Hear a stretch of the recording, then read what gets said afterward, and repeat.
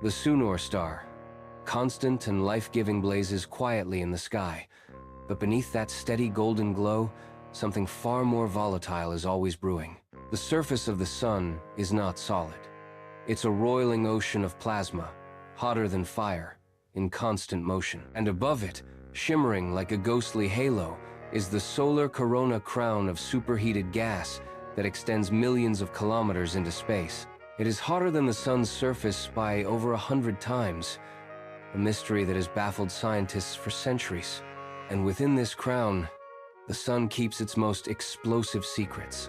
It begins deep inside the sun, where magnetic fields churn and twist through boiling plasma. These fields rise toward the surface, dragging loops of magnetism with them. Sometimes, they break through towering arcs of magnetic force that leap above the sun's surface like giant bridges of energy.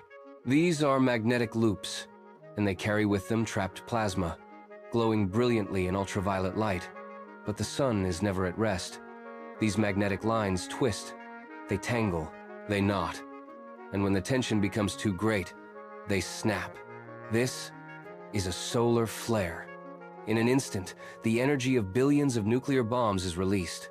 A blinding burst of light, mostly in X-rays and ultraviolet, erupts from the broken magnetic loop. This is an X-class flare, the most powerful kind. It can reach Earth in just over 8 minutes, disrupting satellites, damaging electronics, even knocking out radio signals.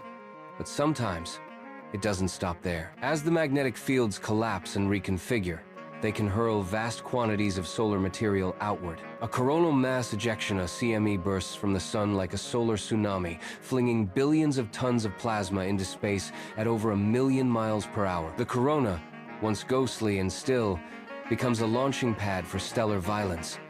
And what was once invisible now glows in dazzling arcs, shaped by unseen forces. This is the sun's true face. Not calm, but dynamic. Not passive, but restless. As the CME moves outward, it carries a fragment of the sun's magnetic field with a twisted bubble of magnetized plasma now flying through the heliosphere, the vast bubble of solar influence that stretches well beyond Pluto. If Earth lies in its path, the consequences can be dramatic. Days after the flare, the CME reaches our planet. The solar wind slams into Earth's magnetic field, compressing it like a drumhead. Charged particles are funneled along magnetic lines toward the poles, where they strike the upper atmosphere. Auroras ignite rippling curtains of green, red, and violet light that shimmer in polar skies, a beautiful side effect of cosmic violence. But the same storm can endanger astronauts, damage spacecraft, and overload power grids. In 1859, a storm so powerful the Carrington event set telegraph lines ablaze. A similar storm today could cost trillions, and yet, it is all a part of the solar rhythm. The corona hides more than heat.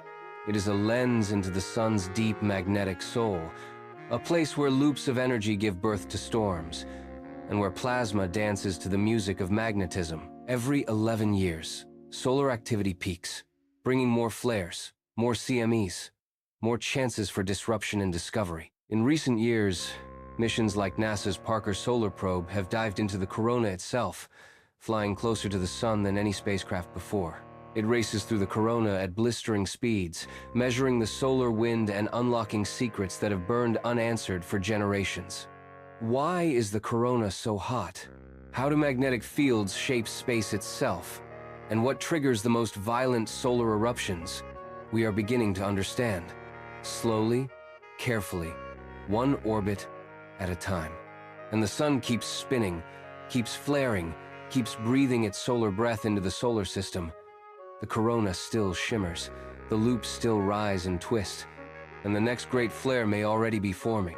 The sun, source of life, engine of storms, remains as mysterious and magnificent as ever.